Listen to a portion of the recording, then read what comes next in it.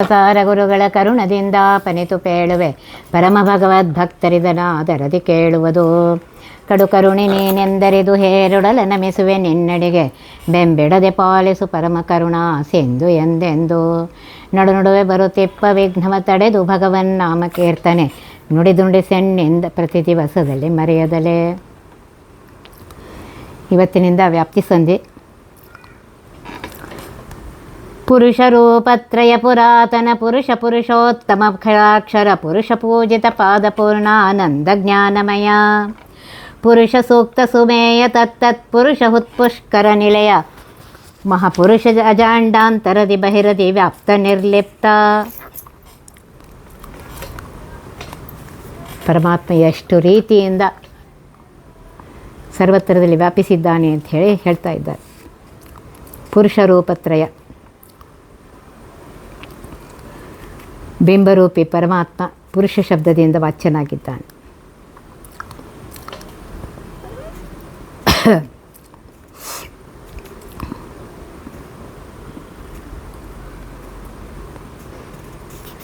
ಇವನೇ ದೇಹದಲ್ಲಿಯೂ ಇದ್ದಾನೆ, ಬ್ರಹ್ಮಾಂಡದಲ್ಲಿಯೂ ಇದ್ದಾನೆ. ಪ್ರಥಮಂತು ಮಹಸ್ಸೃಷ್ಟಂ ದ್ವಿತೀಯಂ ಮಂಡಸ್ಥಂ ಸ್ಥಿತಂ ತೃತೀಯಂತು ದೇಹಿನ ಅಂತ ಹೇಳಿದಂತೆ ಪರಮಾತ್ಮ ಪುರುಷ ರೂಪದಿಂದ ಸರ್ವತ್ರದಲ್ಲಿ ವ್ಯಾಪ್ತನಾಗಿದ್ದಾನೆ. ಪುರಾತನ ಪುರುಷ, ಆದ್ಯಾನಂತ ಅನಂತ ಕಾಲದಲ್ಲಿ ಒಂದೇ ರೀತಿಯಾಗಿರುವಂಥ. ಇನ್ನೊಂದು ಪುರುಷ ಜೀವಂತರ್ಯಾಮಿಯಾಗಿರುವಂಥವನು. ಪುರುಷೋತ್ತಮ, ಪುರುಷರಲ್ಲಿ ಶ್ರೇಷ್ಠನಾದವನು, ಸಕಲರಲ್ಲಿ ಸರ್ವೋತ್ತಮನಾಗಿದ್ದಾನೆ ಪರಮಾತ್ಮ. ಕ್ಷರ ಬ್ರಹ್ಮಾದಿ ಜೀವರು, ಅಕ್ಷರ ಮಹಾಲಕ್ಷ್ಮೀ ದೇವಿ, ಇವರಿಂದ ಪೂಜೆಗೊಳ್ಳುವ ಪಾದಗಳುಳ್ಳವನು. ಪೂರ್ಣಾನಂದನಾಗಿದ್ದಾನೆ, ಜ್ಞಾನಪೂರ್ಣನಾಗಿದ್ದಾನೆ. ಪುರುಷ ಸೂಕ್ತ ಸುಮೇಯ, ಪುರುಷ ಸೂಕ್ತದಿಂದ ಸ್ತೋತ್ರ ಮಾಡಿಸಿಕೊಳ್ತಾನೆ. ತತ್ತತ್ ಪುರುಷ ಸಮಸ್ತ ಜೀವರ ಉತ್ಪುಷ್ಕರ ನಿಲಯ, ಹೃದಯ ಕಮಲದಲ್ಲಿ ನಿತ್ಯವಾಸವಾಗಿದ್ದಾನೆ. ಇಂತಹ ಮಹಾಪುರುಷನಾದ ಪರಮಾತ್ಮನು ಬ್ರಹ್ಮಾಂಡದ ಒಳಗೆ ಹೊರಗೆ ಸರ್ವತ್ರದಲ್ಲಿ ವ್ಯಾಪ್ತನಾಗಿದ್ದಾನೆ. ಸರ್ವದೇಶ ಕಾಲದಲ್ಲಿ ವ್ಯಾಪ್ತನಾಗಿದ್ದಾನೆ. ಇಷ್ಟಾದರೂ ವ್ಯಾಪ್ತನಾಗಿದ್ದರೂ, ಸರ್ವದೇಶ ಕಾಲದಲ್ಲಿ ವ್ಯಾಪ್ತನಾಗಿದ್ದರೂ ನಿರ್ಲಿಪ್ತನಾಗಿದ್ದಾನೆ. ಅಂದರೆ ದೇಶಕಾಲ ಬಾಧೆಗಳಿಂದ ಪರಮಾತ್ಮ ನಿರ್ಲಿಪ್ತನಾಗಿದ್ದಾನೆ ಅಂತ ಹೇಳ್ತಾ ಇದ್ದಾರೆ. ಪರಮಾತ್ಮನ ಮಹಿಮೆ ಎಷ್ಟಿದೆ ನೋಡ್ರಿ. ಈ ರೀತಿಯಾಗಿ ಪರಮಾತ್ಮ ಸರ್ವತ್ರದಲ್ಲಿ ವ್ಯಾಪ್ತನಾಗಿದ್ದಾನೆ, ಸರ್ವಸ್ವಾಮಿಯಾಗಿದ್ದಾನೆ. ಸರ್ವರ ಹೃದಯ ಮಂದಿರದಲ್ಲಿದ್ದಾನೆ. ಇಷ್ಟೆಲ್ಲ ಇದ್ದರೂ ನಿರ್ಲಿಪ್ತನಾಗಿದ್ದಾನೆ ಅಂತ ಹೇಳ್ತಾ ಇದ್ದಾರೆ.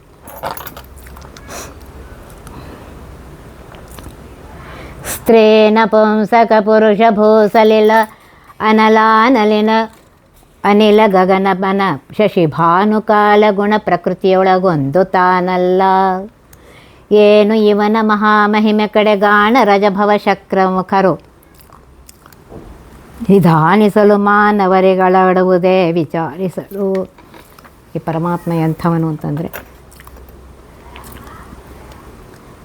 ಸ್ತ್ರೀಯರಲ್ಲಿಯೂ ಇದ್ದಾನೆ, ಪುರುಷರಲ್ಲಿಯೂ ಇದ್ದಾನೆ, ನಪುಂಸಕನಂಥ ಅಲ್ಲಿಯೂ ಇದ್ದಾನೆ. ತ್ರಿವಿಧರಾದ ಜೀವರಲ್ಲಿ ವ್ಯಾಪ್ತನಾಗಿದ್ದಾನೆ. ಆದರೆ ಅವರೊಳಗೊಂದು ತಾನಲ್ಲ. ಅವರಲ್ಲಿದ್ದಾನೆ, ಆದರೆ ಅವರಲ್ಲ ಅವನು. ಜೀವರಿಂದ ಭಿನ್ನನಾಗಿದ್ದಾನೆ, ವಿಲಕ್ಷಣನಾಗಿದ್ದಾನೆ ಪರಮಾತ್ಮ.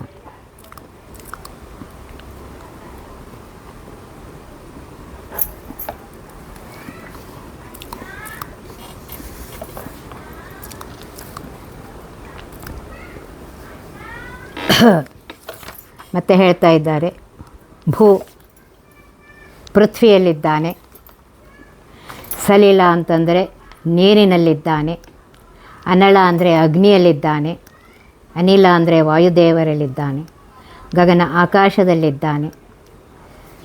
ಪಂಚಭೂತಗಳಲ್ಲಿ ಒಂದೂ ತಾನಲ್ಲ, ಆದರೆ ಸರ್ವತ್ರ ವ್ಯಾಪ್ತನಾಗಿದ್ದಾನೆ. ವ್ಯಾಪ್ತಿ ಸಂಧಿಯಲ್ಲಿ ಬರ್ತಾ ಇದೆ, ಎಲ್ಲೆಲ್ಲಿ ಪರಮಾತ್ಮ ವ್ಯಾಪ್ತನಾಗಿದ್ದಾನೆ ಅಂತ ಹೇಳ್ತಾ ಇದ್ದಾರೆ. ಮನಃಪ್ರೇರಕರಾದ ಇಂದ್ರ ರುದ್ರಾದಿಗಳಿಂದ, ಜಡವಾದ ಮನಸ್ಸಿನಿಂದ, ಎಲ್ಲದರಿಂದಲೂ ಭಿನ್ನನಾಗಿದ್ದಾನೆ. ಕಾಲಸೂಚಕರಾಗಿರುವಂತಹ ಸೂರ್ಯ, ಚಂದ್ರ, ಭಾನು, ಸೂರ್ಯ ಅಂತ ಹೇಳ್ತಾ ಇದ್ದಾರೆ ನೋಡಿ. ಸೂರ್ಯನಲ್ಲಿದ್ದಾನೆ, ಚಂದ್ರನಲ್ಲಿದ್ದಾನೆ, ಜಡವಾದ ಕಾಲದಲ್ಲಿದ್ದಾನೆ, ಗುಣತ್ರಯಗಳಲ್ಲಿ ಸತ್ವ ರಜ ತಮೋ ಗುಣಗಳಲ್ಲಿದ್ದಾನೆ, ಜಡ ಪ್ರಕೃತಿಯೊಳಗೆ ಸರ್ವತ್ರದಲ್ಲಿ ವ್ಯಾಪ್ತನಾಗಿದ್ದಾನೆ. ಆದರೆ ಇದು ಯಾವುದು ಪರಮಾತ್ಮನಲ್ಲ. ಹೀಗೆ ವ್ಯಾಪ್ತನಾದ ಪರಮಾತ್ಮನ ಮಹಿಮೆ ಬ್ರಹ್ಮ ರುದ್ರ ಇಂದ್ರಾದಿ ದೇವತೆಗಳಿಗೂ ತಿಳಿಯಲಿಕ್ಕೆ ಸಾಧ್ಯ ಇಲ್ಲ ಅಂತ ಹೇಳ್ತಾರೆ. ಅಂದ ಮೇಲೆ ಸಾಮಾನ್ಯ ಮನುಷ್ಯರಿಗಂತೂ ಸಾಧ್ಯವೇ ಇಲ್ಲ.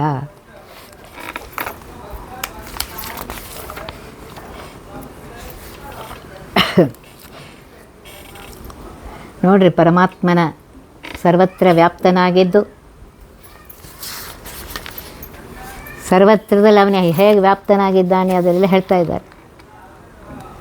ಆದರೆ ಬ್ರಹ್ಮಾದಿ ದೇವತೆಗಳಿಗೆ ಗೊತ್ತಾಗೋದಿಲ್ಲ ಅಂದರೆ ಆ ಪರಮಾತ್ಮನ ಮಹಿಮೆ ಇನ್ನು ಸಾಮಾನ್ಯ ಮನುಷ್ಯರಿಗೆ ಏನು ಗೊತ್ತಾಗುತ್ತೆ ಅಂತ ಹೇಳ್ತಾ ಇದ್ದಾರೆ. ಗಂಧರಸ ರೂಪ ಸ್ಪರ್ಶ ಶಬ್ದೊಂದು ತಾನಲ್ಲ, ಅದರದರ ಪೆಸರಿಂದ ಕರೆಸುತ್ತ ಜೀವರಿಗೆ ತರ್ಪಕನು ತಾನಾಗೇ ಪೊಂದಿಕೊಂಡಿಹ ಪರಮ ಕರುಣಾಸೆಂದು ಶಾಶ್ವತ ಮನವೇ ಮೊದಲಾದ ಇಂದ್ರಿಯಗಳೊಳಗೆದ್ದು ಭೋಗಿಸುತ್ತಿಹನು ವಿಷಯಗಳ. ವಿಷಯಾದಿತ ಪಂಚತನ್ಮಾತ್ರಾಗತ ಗಂಧ ರಸ ಸ್ಪರ್ಶ ಶಬ್ದ ಇವುಗಳಲ್ಲಿ ಒಂದೂ ತಾನಲ್ಲವಾದರೂ ಪರಮಾತ್ಮ ಅವುಗಳ ಹೆಸರಿನಿಂದ ಕರೆಯಲ್ಪಡ್ತಾನೆ. ಆಯಾ ವಿಷಯಗಳಲ್ಲಿದ್ದು ವಿಷಯ ರೂಪನಾಗಿ ಜೀವರಿಗೆ ತರ್ಪಕ ತೃಪ್ತಿಯನ್ನು ವಿಷಯ ಭೋಗಗಳನ್ನ ಅವರಿಗೆ ಉಣಿಸಿ ತೃಪ್ತಿ ಅಂತಂದು ಕೊಡ್ತಾನೆ. ವಿಷಯಗಳಲ್ಲಿಯೂ ಮನಸ್ಸು ಮೊದಲಾದ ಇಂದ್ರಿಯಗಳಲ್ಲಿಯೂ ತಾನೇ ಇದ್ದಾನೆ.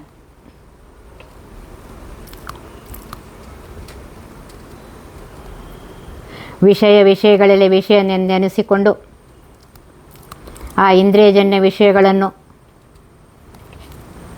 ತಾನು ಭೋಗಿಸುವ ಅಂತ ಹೇಳ್ತಾರೆ. ಶುಭರೂಪವಾದ ವಿಷಯ ಸಾರವನ್ನು ತಾನು ಸ್ವೀಕರಿಸಿ ಜೀವರಿಗೆ ಜಡೇಂದ್ರಿಯಗಳ ದ್ವಾರ ಆಯಾ ವಿಷಯಗಳನ್ನು ಕೊಟ್ಟು ಅವರನ್ನು ಬಂಧಿಸ್ತಾನೆ. ವಿಷಯ ಬಂಧಕನು, ವಿಷಯ ತರ್ಪಕನು, ವಿಷಯ ಭೋಕ್ತೃವು, ಭೋಗ್ಯ ವಿಷಯಗತ ರೂಪನು ಪರಮಾತ್ಮನೇ ಆಗಿದ್ದಾನೆ.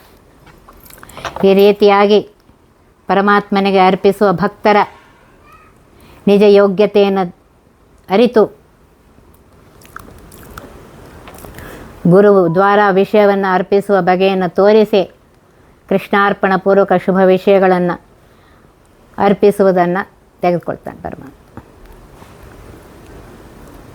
ಪರಮ ಕರುಣಾ ಸಿಂಧು ದಯಾಳುವಾಗಿರುವಂತಹ ಪರಮಾತ್ಮ, ಬಿಂಬರೂಪಿಯಾಗಿರುವಂತಹ ಪರಮಾತ್ಮ, ಶಾಶ್ವತ ಅಗ್ರಾಹ ಶಾಶ್ವತ ಕೃಷ್ಣ ಅಂತ ಸಹಸ್ರನಾಮದ ವಚನದಂತೆ ಜೀವರಲ್ಲಿ ನಿತ್ಯ ಶಶ್ವದೇಕ ಪ್ರಕಾರನಾಗಿದ್ದಾನೆ. ವಿಷಯಾದಿಗಳಿಂದ ಭಕ್ತರನ್ನು ಬಿಡುಗಡೆ ಮಾಡುವ ಕರುಣಾಳು ವ್ಯಾಪಕನೆಂದು ಹೇಳ್ತಾ ಇದ್ದಾರೆ. ಪರಮಾತ್ಮ ಸರ್ವತ್ರದಲ್ಲಿ ವ್ಯಾಪ್ತನಾಗಿದ್ದಾನೆ.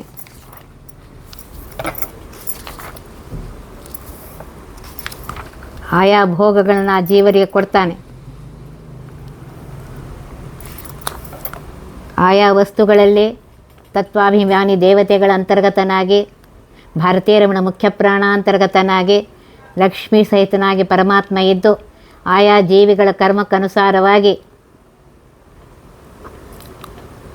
ಆ ಜೀವರಿಗೆ ಕೊಟ್ಟು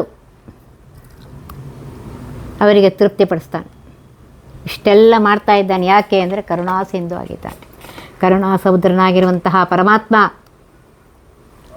ಜೀವರ ಇಂದ್ರಿಯಗಳಲ್ಲಿ, ಮನಸ್ಸಿನಲ್ಲಿ, ಎಲ್ಲ ಕಡೆಯಲ್ಲೂ ಇದ್ದು ಆ ಜೀವರ ಕರ್ಮಕ್ಕನುಸಾರವಾಗಿ ಆ ಜೀವರಿಗೆ ಫಲಗಳನ್ನು ಕೊಡ್ತಾನೆ. ಶ್ರವಣ, ನಯನ, ಘ್ರಾಣ, ತ್ವಗ್ರಸನ ಇವುಗಳೊಳಗು ಪಾಣಿಪಾದಾದ ಅವಯವಗಳೊಳು ತತ್ಗುಣಗಳೊಳು ತತ್ಪತಿಗಳೊಳಗೆ ಪ್ರವಿತತನು ತಾನಾಗಿ ಕೃತಿಪತಿ ವಿವಿಧ ಕರ್ಮವ ಮಾಡಿ ಮಾಡಿಸಿ ಭವಕ್ಕೆ ಕಾರಣನಾಗಿ ತಿರುಗಿಸುತ್ತಿಹನು ತಿಳಿಸದಲೇ. ಶ್ರವಣ ಅಂದರೆ ಕಿವಿ, ನಯನ ಅಂದರೆ ಕಣ್ಣು, ಘ್ರಾಣ ಅಂದರೆ ಮೂಗು, ತ್ವಗ್ ಅಂದರೆ ತ್ವಗೇಂದ್ರಿಯ, ರಸನ ಅಂದರೆ ನಾಲಿಗೆ, ಈ ಪಂಚ ಜ್ಞಾನೇಂದ್ರಿಯಗಳು, ವಾಗೇಂದ್ರಿಯ, ಪಾಣಿ ಅಂದರೆ ಹಸ್ತ, ಪಾದ ಅಂದರೆ ಕಾಲು, ವಾಕ್, ಪಾಣಿ, ಪಾದ, ಪಾಯು, ಉಪಸ್ಥ, ಈ ಕರ್ಮೇಂದ್ರಿಯಗಳಲ್ಲಿ 5 ಕರ್ಮೇಂದ್ರಿಯಗಳಲ್ಲಿ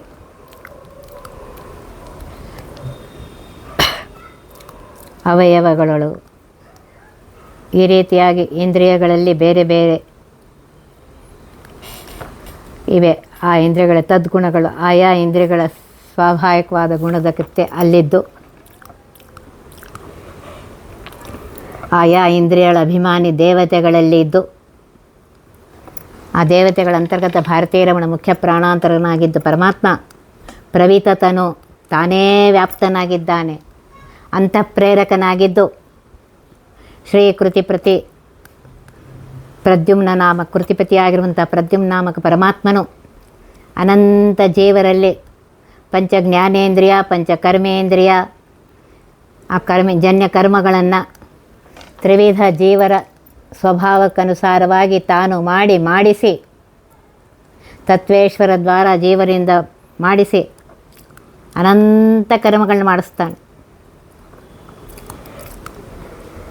ಮಾಡಿಸಿದ್ದನ್ನು ತಿಳಿಸದೆ ಜೀವರಿಗೆ ಭವಕ್ಕೆ ಕಾರಣನಾಗಿ ಅಂದರೆ ಜೀವರನ್ನು ಸಂಸಾರದಲ್ಲಿ ತಿರುಗಿಸ್ತಾನೆ. ಈ ಜೀವರಿಗೆ ಗೊತ್ತೇ ಆಗೋದಿಲ್ಲ.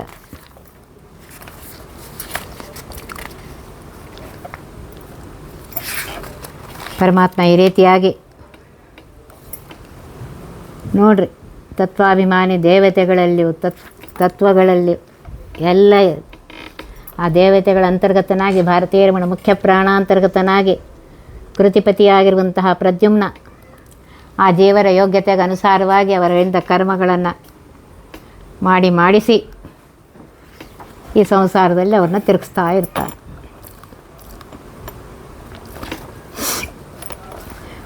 ಗುಣಗಳೊಳಗೆದ್ದು ಗುಣ ಎನಿಸುವನು ಗುಣಬದ್ಧನಾಗದೆ ಗುಣಜ ಪುಣ್ಯಫಲ ಬ್ರಹ್ಮಾದಿಚೇತನಕ್ಕೆ ಉಣಿಸುತ್ತವರೊಳಗೆ ಎದ್ದು ವ್ರಜನಾರ್ದನ ಚಿದಾನಂದೈಕ ದೇಹನು ಕೊನೆಗೆ ಸಚರಾಚರ ಜಗದ್ಭುಕು ಎನಿಸಿ ಎನಿಪ ಅವ್ಯಯನು. ಗುಣವುಳ್ಳವರಲ್ಲಿ ಸತ್ವರಜ ತಮೋ ಗುಣಗಳು ಅಂದರೆ ಸತ್ವ ಸ್ವಭಾವವುಳ್ಳ ಮುಕ್ತಿಯೋಗ್ಯ ಸಾತ್ವಿಕರಲ್ಲಿ, ರಜ ಸ್ವಭಾವವುಳ್ಳ ದೈತ್ಯಾದಿಗಳಲ್ಲಿ, ಹೀಗೆ ಗುಣಗಳಲ್ಲಿದ್ದು ಶ್ರೀಹರಿ ತಾನೆಂದು ಗುಣಪ್ರವರ್ತಕ ಧರ್ಮಗಳಿಗೆ ಪ್ರೇರಕನಾಗಿ ಗುಣ ಅಂತ ಕರೆಸ್ಕೊಳ್ತಾನೆ. ಗುಣಬದ್ಧನಾಗದೆ, ಆದರೆ ತಾನು ಮಾತ್ರ ಸತ್ವಾದಿ ಪ್ರಾಕೃತ ಗುಣಗಳಿಂದ ಪರಮಾತ್ಮ ಎಂದು ಬದ್ಧನಾಗುವುದಿಲ್ಲ. ಯಾಕೆಂದರೆ ಅವನು ಗುಣಾತೀತನಾಗಿದ್ದಾನೆ, ನಿರ್ಗುಣನಾಗಿದ್ದಾನೆ. ಸತ್ವಾದಿ ಗುಣ ಶೂನ್ಯ, ನಿರ್ದೋಷ, ನಿರಂಜನ, ಸಚ್ಚಿದಾನಂದ, ಜ್ಞಾನಾನಂದಾದಿ ಗುಣಪೂರ್ಣನಾಗಿರುವಂತಹ ಪರಮಾತ್ಮ ಸತ್ವಾದಿ ಗುಣಗಳಿಗೆ ಒಳಗಾಗದೆ ಆ ಗುಣಜ ಪುಣ್ಯ ಫಲಗಳನ್ನು ಬ್ರಹ್ಮಾದಿ ಚೇತನಕ್ಕೆ ಸತ್ವಗುಣದಿಂದ ಆಗುವ ಸಾತ್ವಿಕ ಪುಣ್ಯಫಲವನ್ನು ಬ್ರಹ್ಮಾದಿ ತೃಣಾಂತ ಮುಕ್ತಿಯೋಗ್ಯರಿಗೆ, ರಾಜಸ ಗುಣಧರ್ಮವುಳ್ಳ ನಿತ್ಯಬದ್ಧರಾದ ರಜೋಜೀವಿಗಳಿಗೆ, ಸುಖ ದುಃಖಾತ್ಮಕ ಮಿಶ್ರ ಫಲವನ್ನು ತಮೋಗುಣಿಗಳಾದ ದೈತ್ಯಾದಿಗಳಿಗೆ, ಅಪುಣ್ಯಫಲ ಪಾಪಫಲವನ್ನು ಅವರವರೊಳಗೆದ್ದು ಕಾರ್ಯ ಮಾಡಿಸಿ ಅವರಿಗುಣಿಸ್ತಾನೆ. ಪರಮಾತ್ಮನಿಗೆ ಪುಣ್ಯ ಪಾಪ ಲೇಪ ಇಲ್ಲ.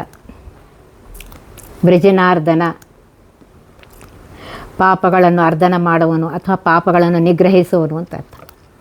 ಪರಮಾತ್ಮ ಸಚ್ಚಿದಾನಂದ ದೇಹವುಳ್ಳವನಾಗಿದ್ದಾನೆ. ಇಂತಹ ಚಿದಾನಂದ ದೇಹವುಳ್ಳವನಾದರೂ ಕೊನೆಗೆ ಬ್ರಹ್ಮಾಂಡದ ಪ್ರಳಯ ಕಾಲಕ್ಕೆ ಚರ ಅಂದರೆ ಸಮಸ್ತ ಪ್ರಾಣಿಗಳನ್ನು, ಅಚರ ಜಡಗಳಿಂದ ಯುಕ್ತವಾದ ಈ ಜಗತ್ತನ್ನು ನುಂಗಿ ತನ್ನ ಉದರದಲ್ಲಿ ಇಟ್ಟುಕೊಂಡು ಜಗದ್ಭುಕು, ಜಗತ್ತನ್ನೇ ಭಕ್ಷಣೆ ಮಾಡ್ತಾನೆ ಅಂತ ಕರೆಸ್ಕೊತಾನೆ. ಪರಮಾತ್ಮ ಶ್ರೀಹರಿಯು ಸ್ವತಃ ಅವ್ಯಯನಾಗಿದ್ದಾನೆ, ಅಂದರೆ ನಾಶರಹಿತನಾಗಿದ್ದಾನೆ. ಈ ಯಾವ ಗುಣಗಳಿಂದಲೂ ಬದ್ಧನಾಗಿಲ್ಲ ಪರಮಾತ್ಮ ಅಂಥೇಳಿ ಹೇಳ್ತಾ ಇದ್ದಾರೆ.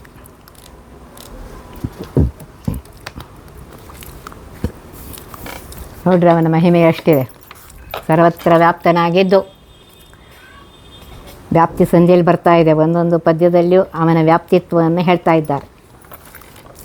ವಿದ್ಯೆ ತಾನೆಂದೆನಿಸಿಕೊಂಬನಿರುದ್ಧ ದೇವನು ಸರ್ವಜೇವರ ಬುದ್ಧಿಯಲ್ಲಿ ತಾನೆದ್ದು ಕೃತಿಪತಿ ಬುದ್ಧಿಯೆನಿಸುವನು. ಸಿದ್ಧಿಯೆನಿಸುವ ಸಂಕರ್ಷಣ ಪ್ರಸಿದ್ಧ ನಾಮಕ ವಾಸುದೇವನ ಅವಧ್ಯ ರೂಪ ಚತುಷ್ಟಯಗಳರಿತವನೇ ಪಂಡಿತನು.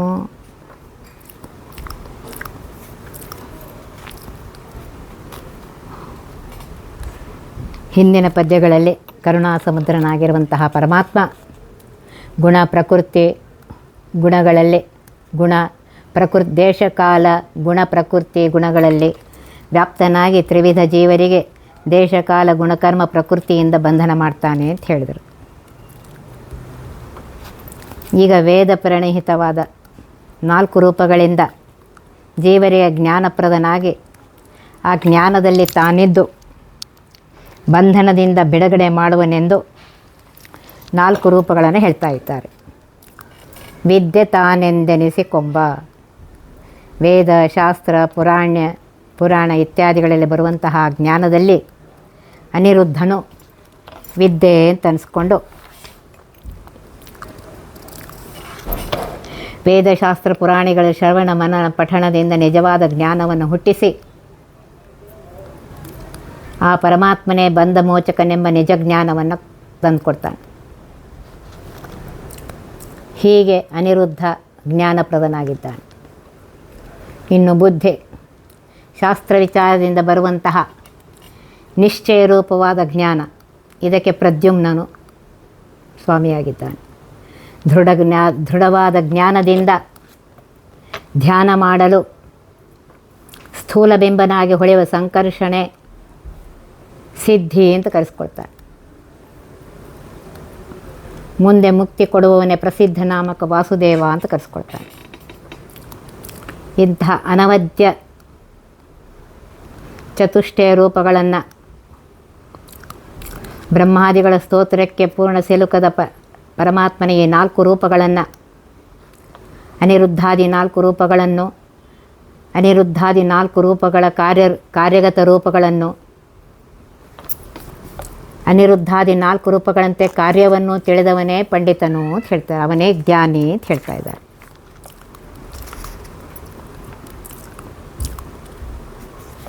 ನೋಡ್ರಿ, ಒಂದೊಂದು ಪದ್ಯದಲ್ಲಿಯೂ ಆ ಪರಮಾತ್ಮನ ಮಹಿಮೆ ಎಷ್ಟಿದೆ ಅಂತ ಹೇಳ್ತಾ ಇದ್ದಾರೆ. ತನು ಚತುಷ್ಟಯಗಳಳು ನಾರಾಯಣನು ಹೃತ್ಕಮಲಾಖ್ಯ ಸಿಂಹಾಸನದೊಳನಿರುದ್ಧಾದಿ ರೂಪಗಳಿಂದ ಶೋಭಿಸುತ್ತ ತನಗೆ ತಾನೇ ಸೇವಕ ನೆನೆಸಿ ಸೇವಾಸಕ್ತ ಸುರರೊಳಗೆ ಅನವರತ ನೆಲೆಸಿದ್ದು ಸೇವೆಯ ಅವರಂತೆ 4 ಶರೀರದಲ್ಲೂ ಪರಮಾತ್ಮನೇ ಇದ್ದಾನೆ. ಇದ್ದು ತಾನೇ ಸೇವಕನಾಗಿದ್ದು ಆ ಸೇವಾಸಕ್ತರಾಗಿರುವಂತಹ ದೇವತೆಗಳಲ್ಲಿ ಯಾವಾಗಲೂ ನೆಲೆಸಿದ್ದು ಅವರ ಸೇವೆಯನ್ನು ತೆಗೆದುಕೊಳ್ತಾನೆ ಅಂತ ಹೇಳ್ತಾ ಇದ್ದಾರೆ. ನೋಡ್ರಿ, ಒಂದೊಂದು ಪದ್ಯದಲ್ಲಿಯೂ ಆ ಪರಮಾತ್ಮನ ಮಹಿಮೆ ಎಷ್ಟಿದೆ. ವ್ಯಾಪ್ತಿ ಸಂಧಿ ಪರಮಾತ್ಮ ಎಷ್ಟು ರೀತಿಯಿಂದ ಇದ್ದು ನಮಗೆ ಉಪಕಾರ ಮಾಡ್ತಾ ಇದ್ದಾನೆ. ಅದನ್ನು ಸರಿಯಾಗಿ ತಿಳಿದುಕೊಂಡು ಆ ಮಹಿಮೆಯನ್ನು ತಿಳ್ಕೊಂಡು ಆ ಪರಮಾತ್ಮನ ಧ್ಯಾನವನ್ನು ಮಾಡ್ತಾ ಇರಬೇಕು ಅಂತ ಹೇಳ್ತಾ ಇದ್ದಾರೆ. ಒತ್ತಿ ವಿಘ್ನಗಳ ಕಳೆದಪ ಮೃತ್ಯುವಿಗೆ ಮರೆ ಮಾಡಿ ಕಾಲನ ದೂತರಿಗೆ ಭೀಕರವ ಪುಟ್ಟಿಸಿ ಸಕಲ ಸಿದ್ಧಿಗಳ ಒತ್ತಿಗೊಳ್ಳಿಸಿವನರು ಹೇಕ್ಷಣ ನೃತ್ಯ ಮಾಡುವರವರ ಮನೆಯೊಳು ನಿತ್ಯಮಂಗಳ ಹರಿಕಥಾಮೃತ ಸಾರ ಪಠಿಸುವರ.